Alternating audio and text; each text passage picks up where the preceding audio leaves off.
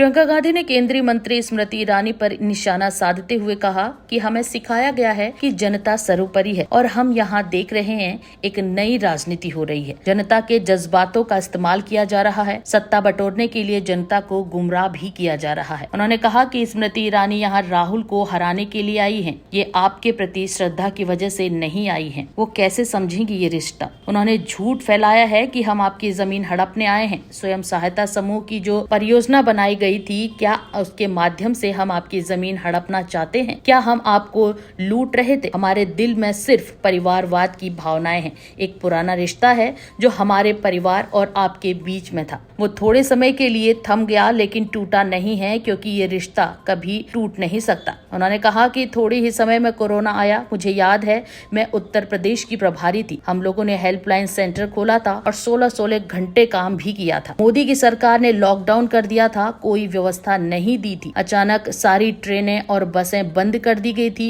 लोग जगह जगह से पलायन कर रहे थे।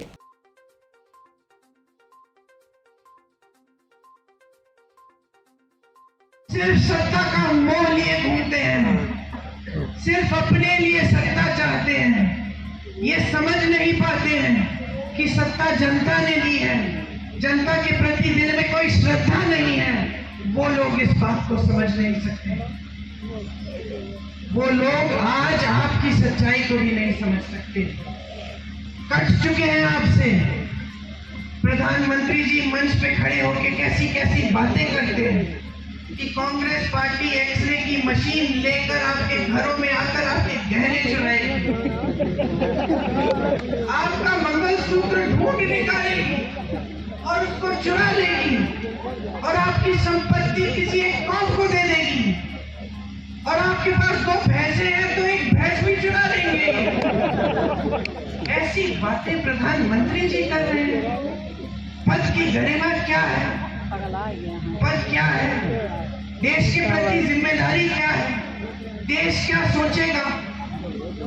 आज देश जवाब मांग रहा है। देश कह रहा है कि हमें ये नाटक नौटंकी नहीं चाहिए। हमने बहुत चुनाव लड़ने दिए हैं आपको धर्म के आधार पर, बहुत हिंदू मुस्लिम कर लिया है आपने। इस चुनाव को हम लड़ेंगे और हम अपने मुद्दों पे लड़ेंगे। आज जनता कह रही है, मेरी समस्याओं को सुनो, पहचानो।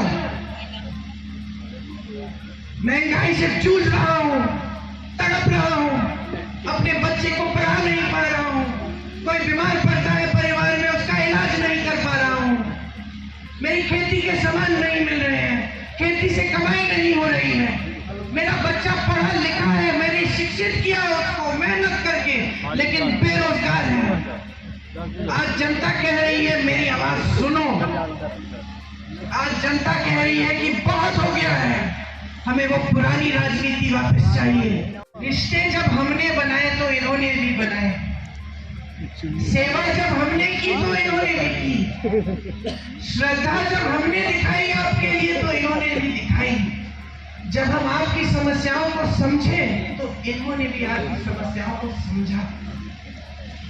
इसीलिए आज इनका हक बनता है कि ये आपके प्रतिनिधित्व के लिए यहाँ आज खड़े हैं, क्योंकि उन्होंने उतना ही काम किया है आपके लिए जितना हमने किया है और उतनी ही श्रद्धा के साथ किया है। आज पूरे देश में जो राजनीति फैली हुई है वो झूठों की राजनीति है, नाटक नौटंकी की राजनीति है। प्रधानमंत्री जैसे बड़े नेता चुनावी मंच पर आकर इतनी हिम्मत नहीं कर सकते कि आपको बता दें कि 10 सालों में उन्होंने कितने रोजगार बनाए, महंगाई को कितना कम किया और क्यों और कैसे। आपके सामने आकर इतनी हिम्मत नहीं है कि आपको बताएं कि कितनी संस्थाएं खोली हैं, कितने बड़े बड़े उद्योग खोले हैं, क्या नया किया है इस देश के लिए 10 सालों की सत्ता को लेकर। प्रधानमंत्री आपके सामने आते हैं एक ही रट लगा रखी है कि 70 सालों में कांग्रेस ने कुछ नहीं किया। एक परिवार के खिलाफ दिन रात बोलते रहते हैं। इंदिरा गांधी जैसी शख्सियत को, जो शहीद हुई है इस देश के लिए, जिन्होंने पाकिस्तान को तोड़कर बांग्लादेश बनाया, उनको देशद्रोही कहते हैं।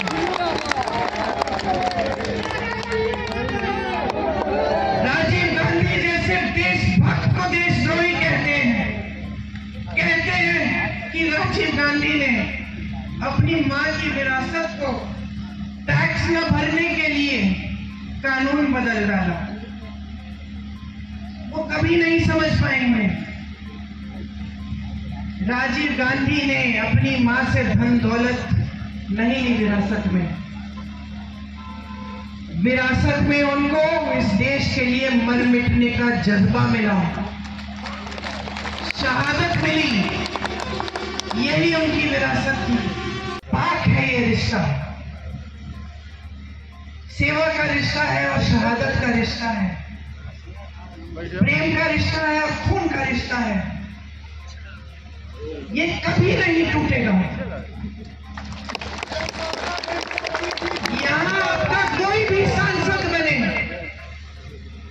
यहाँ कोई भी किसी भी तरह की राजनीति करे, हमारे बारे में आपको 2000 झूठ बोल के चले जाए, आप उन झूठों का विश्वास भी कर लो, ये रिश्ता फिर भी नहीं टूटेगा।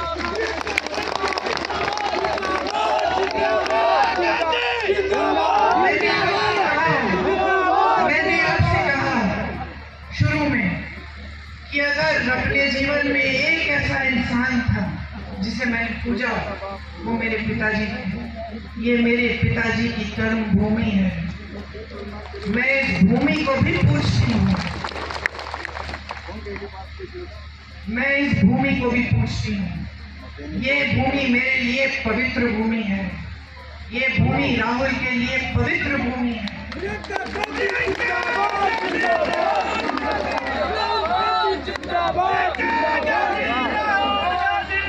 मैं आपको एक और बात बताती हूँ कि मैं जानती हूँ किशोरी लाल शर्मा को मेरे ख्याल से अब कितने सालों से, 40 सालों से। और मैं आपको एक बात बता सकती हूँ, ये भूमि किशोरी लाल शर्मा के लिए भी पवित्र भूमि है। आज अगर हमने इन्हें आपका प्रत्याशी बनाया है तो पूरी समझ और पूरे विवेक से ये फैसला लिया है। अगर इस संसदीय क्षेत्र का गांव कोई जानता है तो ये जानते हैं, यहाँ की सड़क कोई जानता है तो ये जानते हैं, यहाँ का एक कार्यकर्ता जानता है तो ये जानते हैं। आज अगर मैं किशोरी जी से पूछूं कि उनका नाम क्या है, वो मुझे बता देंगे। वो ये भी बता देंगे कि हाँ, इनके गांव में हमने हैंडपंप लगवाया था और इनकी बेटी को हमने पढ़ाया है। मंत्री हमारे गांव में आता था और हम उसको डांटते थे। हम कहते थे कि हमारे बिजली का खंभा लगा दिया आपने, लेकिन तार नहीं लगाया। तार लगवाइए, प्याज देंगे आपको, लेकिन वोट नहीं देंगे जब तक आप हमारा तार भी नहीं लगाएंगे। हमें वो राजनीति वापस चाहिए। आज जनता कह रही है कि हमें सच्चाई, सत्य की राजनीति चाहिए, झूठे नेता नहीं चाहिए।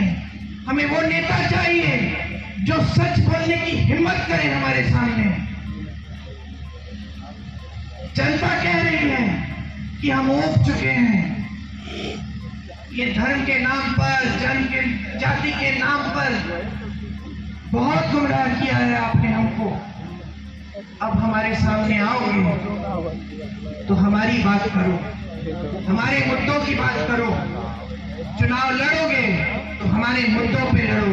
हमें बताओ हमारे लिए कौन सी स्कीम लाए हो, हमारे बच्चों के रोजगार कैसे दिलवाओगे, हमारा गांव विकसित कैसे करोगे। 10 साल पहले इन्होंने कहा था सबका साथ सबका विकास, आज कह रहे हैं विकसित भारत। 10 सालों में किसका विकास किया? अपने बड़े बड़े खरबपति मित्रों का। जनता देख रही है, समझ रही है आज कि सारी संपत्ति इस देश की जो जनता की संपत्ति संपत्ति है वो इन्होंने अपने बड़े बड़े खरबपति मित्रों को दे दी है। देश का कोयला, देश की बिजली, देश के सारे खदान, देश के हवाई अड्डे, देश के बंदरगाह सारे दे दिए अपने बड़े बड़े खरबपति मित्रों को। उनके कर्ज माफ हो रहे हैं लाखों करोड़ के।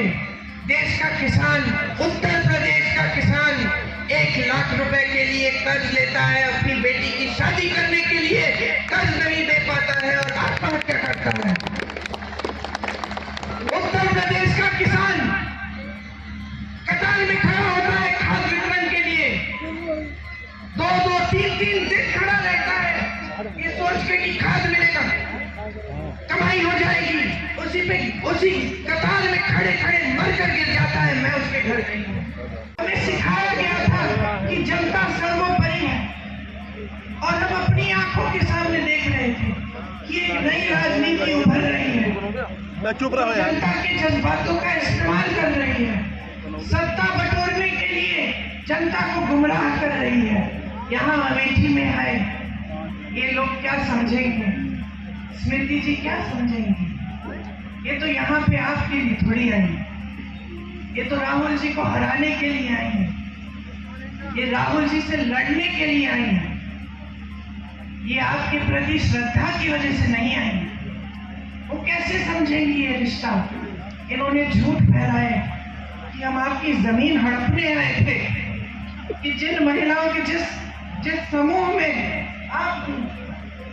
आपको याद है जो परियोजना थी, कि वो परियोजना ही हमने इसलिए बनाई कि हम आपकी जमीन हड़पना चाह रहे थे, कि हम लूट रहे थे आपको, कि हमने कुछ नहीं किया आपके लिए, कि हमारे दिल में सिर्फ परिवारवाद की भावनाएं थी, सिर्फ सत्ता चाहते थे हम, हमारे दिल में आपके लिए कोई भावना नहीं थी। उसी समूह का इस्तेमाल कर रही हैं। कुछ ऐसा हुआ जो समूह था भाजपा कि इन बातों से आप थोड़ा सा बहक गए, कुछ लोग बहके, कुछ लोग दृढ़ रहे।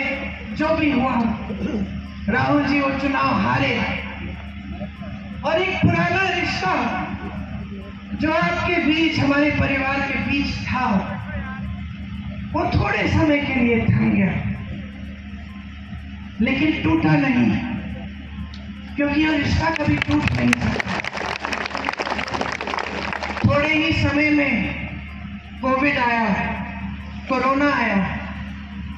मुझे याद है मैं उत्तर प्रदेश की प्रभारी थी, मैं और मेरे साथी 16-16 घंटे फोन पे रहते थे। हमने एक हेल्पलाइन खोली थी उत्तर प्रदेश के लोगों के लिए कि कहीं संकट है, कहीं फंसे हो, लॉकडाउन हो गया था अचानक, मोदी जी की सरकार ने कोई साधन नहीं दिया था, अचानक कोई सारी ट्रेनें बंद हो गई थी, बसें बंद हो गई थी, लोग अलग अलग जगह जो पलायन करके गए थे, यूपी से फंस गए थे। हमने हेल्पलाइन खोली, 16-16 घंटे हम उस हेल्पलाइन के नंबर देखते थे, जवाब देते थे, बात करते थे। मैंने कहा हुआ था अपने साथियों को कि अगर अमेठी रायबरेली का कोई फोन आता है तो मेरा नंबर देना, और मैं कभी नहीं भूलूंगी। एक फोन आया, मैंने उठाया, एक लड़का था, गुजरात में था। उसने कहा आपने हेल्पलाइन का नंबर जारी किया है? मैंने कहा हाँ, बताया नहीं कि कौन हो। उसने कहा यहाँ पे मेरे साथ 16 लोग हैं, हमारे पास सिर्फ आज रात का खाना है, कल का खाना नहीं है, कुछ नहीं है, क्या करेंगे? मैंने कहा घबराओ मत, अब राहुल भैया को जानते हो? तो उसने कहा राहुल भैया कौन? मैंने कहा राहुल गांधी। हाँ जानता हूँ। मैंने कहा मैं उसकी बहन हूँ, फिक्र मत करो, मैं किसी को तुम्हारे पास भेजूंगी।